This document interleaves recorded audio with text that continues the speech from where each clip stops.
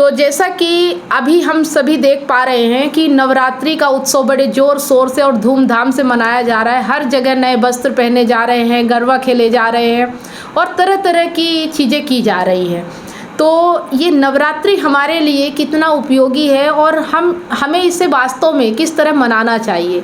क्या जो तरीका है नवरात्रि मनाने का वही सही है या कुछ और तरीका है? देखिए, अब जो तरीका सही है या गलत, इसकी तो पहचान हम उसी से कर सकते हैं जहाँ से इसकी शुरुआत हुई।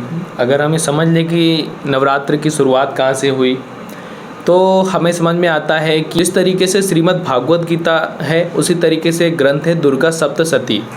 तो उस ग्रंथ को पढ़ने के बाद ही आप समझ पाएंगे कि नवरात्रि का वास्तविक अर्थ क्या है और किस तरीके से हमको नवरात्रि मनानी चाहिए। हालांकि वो बहुत बड़ी है, लेकिन उसमें एक बहुत बढ़िया कहानी है।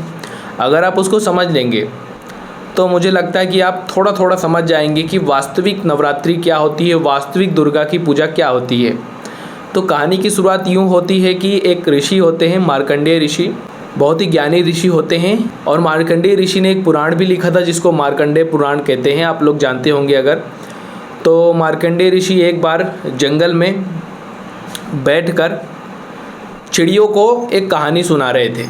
अब यहाँ चिड़िया, आप ये मत समझ लेना कि वहाँ पर सच में चिड़िया जानवरों को, ये एक प्रतीकों के रूप में कहानी को समझा जाता है। तो चिड़िया का वहाँ पर जो प्रतीक था वो थी चेतना की, यानी मार्कंडेय ऋषि इंसान की जो चेतना होती है उसको कुछ बता रहे थे।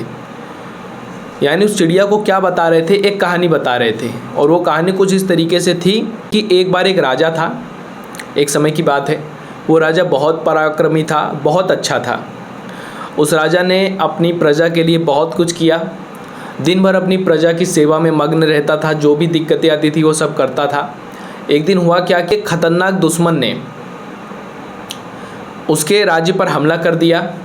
अब राजा क्या था, मगन था अपनी प्रजा की सेवा में, तो वो पूरी तरह से तैयारी नहीं कर पाया। तो एक बार क्या हुआ कि राजा के ऊपर किसी दुश्मन ने हमला कर दिया और दुश्मन काफ़ी ज़्यादा ताकतवर था।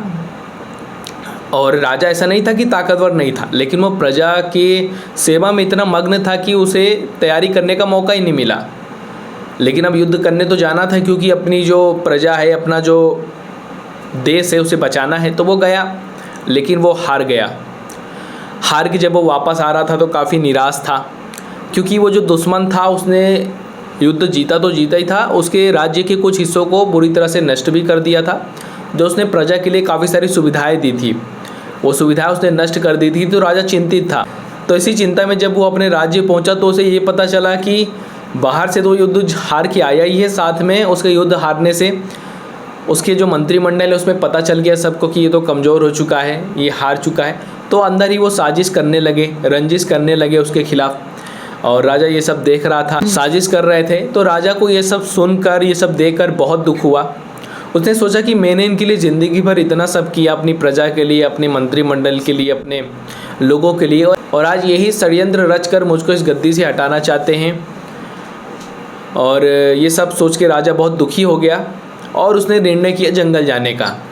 सो वो जंगल की तरफ निकल गया। जब वो जंगल की तरफ गया तो कुछ दूर जाते ही उसे एक साधु दिखे। उन साधु का नाम था मेधा, मेधा साधु नाम था उनका। वो क्या कर रहे थे कि जानवरों को ज्ञान दे रहे थे बिठा के। और जानवर भी बड़े अजीब, ऐसे जानवर जो एक दूसरे के दुश्मन होते हैं। जैसे कि हिरण के साथ शेर बैठा था, शेर के बगल में बकरी बैठी थी। ऐसे ही गिद्ध के बगल में छोटे पंछी बैठे थे, सर्प के बगल में चूहा बैठा था, और कोई किसी पर हमला नहीं कर रहा था। सब के सब बढ़िया से बैठे थे और ऋषि मेधा उनको ज्ञान दे रहे थे और सब के सब अपना सर हिला रहे थे। तो ये उसने, राजा ने देखा, सोचा ये तो बड़ी अद्भुत घटना है, हो सकता है कि मेरे सवालों का जवाब भी यहाँ मिल जाए। तो वो वहाँ पहुँचा। उसके जस्ट पहुँचते ही एक और व्यक्ति आया। वो एक वैश्य था, उसका नाम था समाधि। तो उसकी भी कहानी कुछ इस तरीके से ही थी। वो भी एक बहुत बड़ा व्यापारी था। उसने भी अपने परिवार के लिए बहुत कुछ किया, वृद्धों के लिए बहुत कुछ किया। लेकिन क्या हुआ कि धीरे धीरे उसका कारोबार में घाटा होने लगा और उसका जो धन है वो कम होता गया। उसकी हालत देखकर उसके परिजनों ने उसे उसके घर से ही निकाल दिया। साथ ही जो वृद्धों की वो सेवा करता था वो भी उसे भला बुरा सुनाने लगे। तो वो भी दुखी होकर जंगल की तरफ आ गया था। तो उसने भी ये घटना देखी तो वो भी वहाँ पहुँच गया। अब दोनों पहुँच गए साधु के पास। अब दोनों साधु के पास पहुँचे। साधु उनसे पूछता है कि क्या हुआ बच्चों। तो राजा बताता है अपनी कहानी कि मैंने अपनी जनता के लिए, अपने लोगों के लिए इतना कुछ किया, लेकिन उन्होंने ही मुझे निकाल दिया, है ना। लेकिन निकाल तो दिया, ठीक है, अब मैं यहाँ पर आया हूँ, अपने जीवन को समाप्त करने आया था। मतलब कि मैंने सोचा था कि मैं जंगल जाऊँगा और फिर कभी लौट कर नहीं आऊँगा, कोई जानवर मुझे खा लेगा। लेकिन मन ही मन जिन्होंने मुझे धोखा दिया है, उनके लिए भी मेरे मन में करुणा हो रही है कि मैं इधर आ गया, अब मेरी प्रजा का क्या होगा। मैं अगर किसी कारण से नहीं लौटा, मर गया, तो मेरी प्रजा का क्या होगा, वो तो बेचारी भूखे मर जाएगी, अब उनकी मदद कौन करेगा। उसी तरीके से जो व्यापारी था, जो वैश्य था समाधि नाम का, उसको भी यही चिंता सता रही थी कि जिन्होंने मुझे धोखा दिया तो दिया मेरे परिजनों ने, लेकिन अब उनका क्या होगा, क्योंकि जो व्यापार है वो तो अब चला नहीं पाएंगे मेरे ना होने के चलते, तो वो क्या खाएंगे क्या पिएंगे। यही परेशानी लेकर वो साधु बाबा से पूछते हैं कि हम क्यों इतना व्याकुल हैं, क्यों इतना दुखी हैं। हम जान रहे हैं कि उन्होंने हमको धोखा दिया, फिर भी हमें उनकी चिंता हो रही है। तब ऋषि मेधा ने उनको एक कहानी बताई और कहा कि कहानी से तुमको समझ में आ जाएगा कि तुम्हारी क्या दिक्कत है, अगर तुम सुनना चाहते हो तो दोनों ने बोला ठीक है, हम सुनना चाहते हैं। तो उन्होंने कहानी सुनाई। कहानी बहुत ही पौराणिक है, ये एक पौराणिक कहानी है, हमारे हिंदू देवी देवताओं पर आधारित है, लेकिन इससे सीखने के लिए बहुत कुछ है अगर हम इसको प्रतीकों के रूप में देखें तो बताते हैं कि आज से कई साल पहले भगवान विष्णु सो रहे थे, निद्रा में थे, और घोर निद्रा में जब वो थे तो उनके कान के मैल से 2 राक्षसों का जन्म हुआ, मधु और केटव नाम के। अब कान से जो गंदगी निकली थी उससे देखी राक्षसों का जन्म हो गया। तो यहाँ पर हमको अगर इसको प्रतीक के रूप में देखें तो ये समझ में आता है कि स्वयं भगवान ईश्वर हैं, वो भी अगर सो जाते हैं, उसमें यही समझ में आता है कि अगर भगवान भी ज्ञान से दूर हो जाते हैं, मतलब कि बेहोशी की अवस्था में चले जाते हैं, तो उनका भी जो शरीर है उनसे भी मैल ही निकलता है। इससे समझ में आ रहा है कि शरीर किसी का भी हो, देखिए वहाँ पर ईश्वर का शरीर है, फिर भी देखिए ये समझ में आ रहा है कि जो हमारा शरीर है उससे हमेशा मैल ही निकलेगा, चाहे आप आत्मज्ञानी पुरुष हो, चाहे आप कोई भी हो। यानी जो हमारा शरीर है, मैल का मतलब यहाँ पर ये है कि ये वृत्तियाँ, ये कामनाएं, ये सब मैल ही तो है हमारे शरीर की। तो हम सभी में रहेंगे, चाहे वो भगवान हो चाहे इंसान, चाहे वो भगवान हो चाहे वो इंसान हो, अगर वो ज्ञान से दूर हुआ तो वृत्तियाँ उस पर हावी हो जाएंगी। तो चलिए थोड़ा आगे बढ़ते हैं। तो अब भगवान विष्णु सो रहे थे, मधुकेटो राक्षस निकले और वो राक्षसों ने जाकर क्या किया, भगवान ब्रह्मा के पास गए और उन्हें दौड़ाना शुरू कर दिया, यानी उन पर हमला कर दिया। अब यहाँ पर जो ब्रह्मा जी थे वो देवत्व का स्वरूप है, उस देवत्व का जो हमारे भीतर है, जिसे हम आत्मा भी कहते हैं। तो ब्रह्मा जी जो यहाँ पर प्रतीक है वो है सतोगुण के, रजोगुण के प्रतीक है विष्णु जी क्योंकि सबके पालन करता है, और तमोगुण के प्रतीक है शिव जी जो कि शून्य है क्योंकि वहीं पर जाकर सब कुछ खत्म हो जाता है, इसीलिए उनको महाकाल भी बोलते हैं, कालों के काल।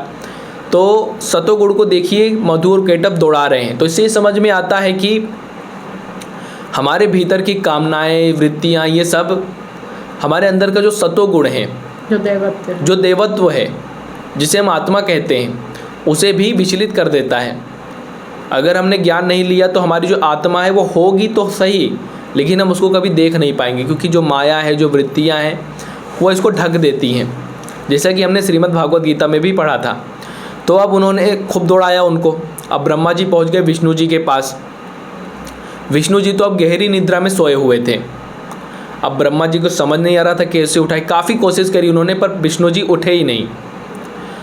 तब उन्होंने सोचा कि अब बात नहीं बन रही है, अब यहाँ पर देवी को ही बुलाना पड़ेगा। उन्होंने कहा कि मैंने तो काफ़ी कोशिश कर ली, महामाया अब आप ही कुछ करें, क्योंकि आपकी वजह से ही ये सो रहे हैं, आपकी वजह से ही ये बेहोशी की अवस्था में है। तो यहाँ ये बताया जा रहा है कि जो माया होती है वो कितनी प्रबल होती है, वो ईश्वर को भी नहीं छोड़ती। देखिए, ईश्वर को भी सुला देने की ताकत होती है, वो ईश्वर को भी सुला देने की ताकत रखती है। तो माया कितनी प्रबल होती है यहाँ ये दिखाया गया है। तो काफ़ी ब्रह्मा जी उनसे विनती करते हैं, तो माया विष्णु जी की 2 आँख जो होती हैं उनसे बाहर निकलती है, और बाहर निकलते ही विष्णु जी जाग जाते हैं। तो विष्णु जी ने सोचा कि चलो अब इनका वध तो करना पड़ेगा, तो उन्होंने शुरू कर दी लड़ाई। लेकिन अब मधु और केटव भी कोई हल्के फुल्के इंसान नहीं थे, राक्षस नहीं थे, वो भी स्वयं विष्णु जी से ही उत्पन्न हुए थे। तो दोनों की कहा जाता है कि 5000 वर्ष तक मधु केटव और विष्णु जी की लड़ाई हुई, युद्ध हुआ, कोई परिणाम नहीं निकल रहा था। तो 5000 वर्ष तक उनकी खूब लड़ाई चली। 5000 वर्ष तक जब वो लड़े तो माया को भी समझ में आ गया कि विष्णु जी पीछे नहीं हटने वाले। तो उन्होंने ऐसा खेल रचा, उन्होंने मधु केटव के मन में कुछ ऐसा भर दिया कि दोनों एक दूसरे को श्रेष्ठ समझने लगे। मधु बोलने लगा कि मेरा भाई केटव, दुनिया का तू सबसे ताकतवर राक्षस है, और इधर केटव बोलने लगा कि मधु तू सबसे ताकतवर राक्षस है। उन्होंने सोचा जब हम दुनिया के सबसे ताकतवर ही राक्षस हैं तो फिर ये हमारे सामने जो टिक गया, सोचिए वो कितना साहस वाला है। तो वो विष्णु जी से काफ़ी प्रसन्न हो गए और प्रसन्न होकर उन्होंने कहा कि विष्णु जी मांगिए, आपको क्या मांगना है, आज हम आपको वरदान देंगे। विष्णु जी पूरी तरह से थक चुके थे, 5000 वर्ष चली। उन्होंने सोचा कि जल्दी से जल्दी कोई तरीका निकालना होगा, नहीं तो ये मुझे नहीं छोड़ने वाले, ऐसा ही युद्ध चलता रहेगा। तो उन्होंने कहा कि मुझे तुम्हारी मृत्यु चाहिए। अब ये सुन के मधु केटव घबरा गए, अब वरदान तो दे दिया था।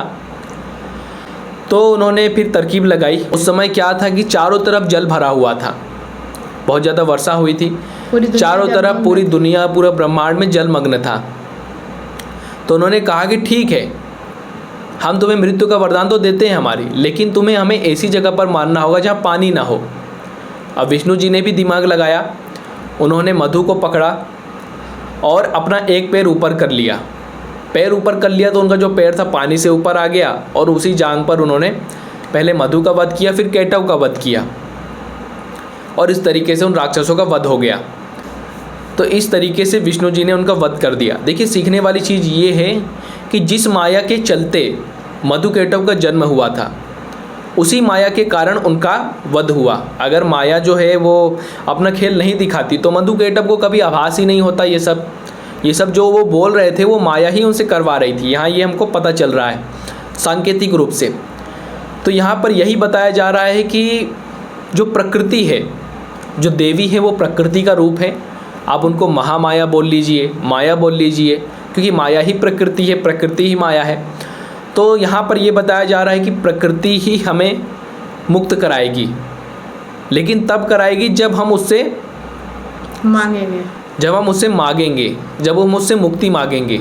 अगर हम उससे भोग विलास मांगेंगे तो हमको जीवन भर भोग विलास में ही वो फंसाए रखेगी। तो इस कहानी को सुनने के बाद दोनों को समझ में आया कि हमारी कहीं ना कहीं ये मोह, जो हमारे अंदर की माया है, यही हमसे ये सब करवा रही है, इसी के चलते हम इतना सोच रहे हैं। तो उन्होंने बोला कि हमको समझ में आया ये सब, लेकिन फिर भी अभी ये समझ नहीं आ रहा है कि जिन्होंने हमारे साथ इतना सब किया, हमें उनके बारे में क्यों ये लग रहा है। तो उन्होंने, साधु ने कहा कि माया बहुत प्रबल होती है, वो हमसे ऐसे ऐसे काम करवा देती है जो हम जानते हैं कि गलत है, लेकिन फिर भी हम कर जाते हैं माया के चलते। लेकिन यही माया, अगर हमने ज्ञान ले लिया, अगर हमने इस माया को समझ लिया, इस प्रकृति को समझ लिया, यही माया हमारे मुक्ति का भी कारण बनती है। इस महामाया, इस महामाया से आप जो भी मांगोगे वो आपको देती है। देखिए, प्रकृति वही है, लेकिन अगर आप इस प्रकृति से काम ना मांगोगे तो ये महामाया बनकर आपके जीवन पर बैठ जाएगी और फिर आपको जीवन भर इन्हीं वृत्तियों के, मोह के, लोभ के चक्कर में घुमाएगी। लेकिन अगर आप इनसे मुक्ति मांगोगे तो यही महामाया महामाया बन जाएगी और आपको पार लगा देगी, यानी आपके जीवन की जो बंधन है उनको ये काटने का प्रयास करेगी। तो अब आपको क्या चाहिए? आपको मुक्ति चाहिए या फिर आपको वही कामना चाहिए? देखिए, इस कहानी को थोड़ा सा विराम अंत जो है वो मैं यहाँ से करना चाहूँगी। तो जब उन्होंने वो कहानी सुनाई तो उसके बाद वो पूछते हैं कि तुमको क्या चाहिए, तुम क्या मांगना चाहते हो। तो राजा ने राज्य मांगा और वैश्य को समझ में आ गया था कि बार बार मैं इन्हीं कामनाओं में फंसता चला गया तो मेरा जीवन कभी भी मुक्त नहीं हो पाएगा, तो उसने मुक्ति मांगी। तो यहाँ राजा को कामना मिल गई, मतलब राजा को राज्य मिल गया अपना, और वो अपने राज्य में वापस चला गया और वैश्य को मुक्ति मिल गई, ठीक है, बंधन से मुक्त हो गया। तो यहाँ कहने का मतलब ये है कि जिसे ज्ञान वास्तव में समझ में आ जाएगा वो मुक्त हो जाएगा बंधन से, और जिसे नहीं समझ में आएगा, अभी भी कामनाओं के चक्कर में पड़ा हुआ है, वो अपने कामनाओं में फंसा रह जाएगा, उसके जीवन में मुक्ति नहीं होती है। तो अब जब हम इस नवरात्रि में क्या किया है कि वही हम महामाया की पूजा करते हैं। हम अपनी कामनाएं लेके देवी के पास जाते हैं, हे माया, हे देवी माँ, हमें ये दे दो, वो दे दो, ये वरदान। मतलब हम ज्ञान से दूर होते हैं और महामाया, प्रकृति के मतलब माया में फंसे हुए रहते हैं। और यही जो हम ये बाहर कर रहे हैं ना सब, ये उसी का प्रतीक है, अज्ञान का प्रतीक है। मतलब जो सच्ची देवी की पूजा और श्रद्धा जो होना चाहिए वो होता है आत्मज्ञान। इन 9 दिनों में हमें अपने भीतर झांकना चाहिए, हमें अपने आप को जानना चाहिए, हमें देखना चाहिए कि किस तरह से कामनाएं हमारे ऊपर हावी हो रही हैं। और जब आप ऐसा करते हो तो ये 9 दिन आपके वो दिन होते हैं जो आप साल भर जो काम करते हो वो काम नहीं करते हो। मतलब साल भर आप कामनाओं के पीछे भाग रहे होते हो, 9 दिन आपको टाइम मिलता है कि आप अपने अंदर झांको, अपने आप को देखो। और अगर ये ज्ञान आपको आ जाता है, आत्मज्ञान, तो आप बंधन मुक्त हो जाते हो। और अगर आप नहीं समझ पाते हो, जिस तरह राजा को नहीं ज्ञान हो पाया और वो फिर से कामना मांग लिया, वैसे ही आप ये आडंबर, ये पाखंड, ये सब करते ही रहोगे, क्योंकि ये माया है, ये महामाया है। और ये प्रकृति ही आपका बंधन है और प्रकृति ही आपको मुक्त बनाती है। जी। आ रहा समझ में? तो नवरात्रि हमें कैसे मनाना चाहिए? अगर हम वास्तव में बंधनों से मुक्त होना चाहते हैं तो आत्मज्ञान ही वो तरीका है जो आपको बंधनों से मुक्त कराएगा। और यही गीता में भी है, यही दुर्गा सप्तशती का जो पाठ है। आप और भी बहुत सारी बातें उसमें है, 700 श्लोक है। जब आप उसे पूरा पढ़ेंगे तब आप समझ पाएंगे कि वास्तविक नवरात्रि क्या होती है और ये क्यों मनाई गई है ना। तो अभी तक हम जो काम करते हैं वो सब अज्ञान में करते हैं, माया के बसीभूत होके करते हैं। तो काफ़ी बढ़िया यहाँ पर समझ में आया, मुझे भी बहुत कुछ इनसे सीखने को मिला। तो यही यहाँ पर समझ में आ रहा है कि जो नवरात्रि के दिन होते हैं वो इसलिए होते हैं कि हम थोड़ा जागृत होकर स्वयं की हालत को देख पाएँ, लेकिन हम करते इसका उल्टा है। हम जितने बेहोश आम दिनों में रहते हैं उससे कई ज़्यादा बेहोश तो हम इन दिनों में हो जाते हैं, त्योहारों के दिनों में हो जाते हैं। जितनी ज़्यादा कामनाएं हमारी आम दिनों में पूरी होती उससे ज़्यादा कामनाएं तो देखिए हमारी नवरात्रियों में, दिवाली में। जबकि ये त्यौहार इसलिए थे कि इस दिन हम अपने आप को जान पाए। और किस तरीके से जान पाए? जो हमारे आदर्श हैं, जिन्होंने ये सब किया, जो बता पाए, जिन्होंने बताया कि देखो हमने ये काम किया, हमने मुक्ति पाई, हमने अपने जीवन को बेहतर बनाया, तो आप भी बना सकते हैं। लेकिन उसकी जगह हम अपनी कामना से ही चल रहे हैं, अपने अहंकार से ही चल रहे हैं और बाहरी रूप से ही बढ़िया आनंद ले रहे हैं त्योहारों का। और देखिए जैसे यहाँ पर हमने बताया कि देवी प्रकृति का स्वरूप है। अब देवी प्रकृति का स्वरूप ही तो जीव जंतु तो उनके बच्चे हुए, उनके अपने हुए। और वहाँ पर आप नवरात्रि के दिनों में उनको बलि के रूप में उनको चढ़ा रहे हैं, माता को चढ़ा रहे हैं। तो क्या इससे माता प्रसन्न हो जाएगी? आप उनके ही बच्चों को मार के उनके सामने आप प्रस्तुत कर रहे हैं। हालांकि आप बाहरी रूप से तो दिखा रहे हैं कि हम माता को चढ़ा रहे हैं, लेकिन खाता कौन है? उसको खाते तो आप ही लोग हैं ना। मतलब कुल मिला के माता के नाम पर कामना किसकी पूर्ति की जा रही है? अपनी ही की जा रही है। तो मुझे लगता है कि ये तरीका कहीं ना कहीं सही नहीं है, क्योंकि जो माता है वो हमको प्रेम सिखाती है, अहिंसा सिखाती है, और वहीं पर हम माता के नाम पर ही हिंसा कर रहे हैं। करुणा तो छोड़िए, एकदम किसी भी बेजुबान को लेके आते हैं और उसकी बलि दे देते हैं धर्म के नाम पर। तो मुझे नहीं लगता कि ये सही तरीका है नवरात्रि मनाने का। और जिस दिन आपने सीख लिया नवरात्रि मनाने का, त्यौहार मनाने का सही तरीका, उस दिन आपकी कामनाएं धीरे धीरे खत्म होने लग जाएगी। आपको दिखने लग जाएगा कि किस तरीके से इंसान फंसा हुआ है, एक ही गलतियाँ बार बार दोहरा रहा है अपने जीवन में और एक ही दुख और सुख के जाल में फंसा हुआ है। हालांकि इन चीज़ों में वक्त लगता है। दुर्गा सप्तशती, श्रीमद् भागवत गीता, इन चीज़ों को जब आप जानेंगे, मैं जानने का क्यों बोल रहा हूँ कि काफ़ी सारे लोग पढ़ तो लेते हैं लेकिन जानते कभी नहीं हैं। गीता के नाम पर लड़ने वाले तो बहुत हैं, पर गीता के नाम पर चलने वाले बहुत कम हैं। तो यही मैं आपको बस संदेश देना चाहूँगा कि इन त्योहारों को वास्तविक अर्थ के रूप में मनाइए और देखिए फिर आपके जीवन में क्या बदलाव होता है। आज की जो ये हमारी दुर्गा सप्तशती पे चर्चा थी कि नवरात्रि को वास्तव में किस तरह से मनाना चाहिए, तो शायद आपको इस स्टोरी के माध्यम से, हमारी बातों के माध्यम से समझ में आया होगा कि हम जो अभी तक कर रहे हैं वो सिर्फ माया के बसीभूत होकर कर रहे हैं और सब जगह माया ही माया है। और आप सोचिए कि माया इतनी प्रबल है कि जब वो ज्ञान के ऊपर हावी हो सकती है, हमारे जो सतो, रजो और तमो गुण हैं इन पे हावी हो सकती है। और यही गुण है जो हमें माया की ओर धकेलते हैं, है ना। जब हमारे अंदर ज्ञान नहीं होता तो यही गुण प्रबल हो जाते हैं, माया को अपनाने के लिए वृत्तियों को, मतलब वृत्तियां हमारे ऊपर हावी हो जाती हैं। और यही हमारे जीवन का दुख है। मतलब जीवन दुख नहीं है, जीवन का दुख अज्ञान है और ज्ञान ही है जो जीवन के दुख से, जीवन के बंधनों से मुक्ति देता है। तो शायद आप अगर हमें सुन रहे हैं और हमारे साथ चल रहे हैं और हमारे गीता के साथ भी हैं और वीडियो देख रहे हैं, तो आप वो व्यक्ति हैं जो वास्तव में आप इन सब चीज़ों को समझना चाहते हैं, जानना चाहते हैं। इसीलिए आप हमारे वीडियो देख रहे हैं, हमारे वीडियो पे आए हैं। तो अगर और भी आपके इस रिलेटिव कोई सवाल है कुछ और भी आपके जानने की जिज्ञासा है तो हम आपकी मदद करेंगे, क्योंकि हम इससे सीख रहे हैं, समझ रहे हैं और अपनी ज़िंदगी में उतार रहे हैं। हम आपकी मदद करेंगे।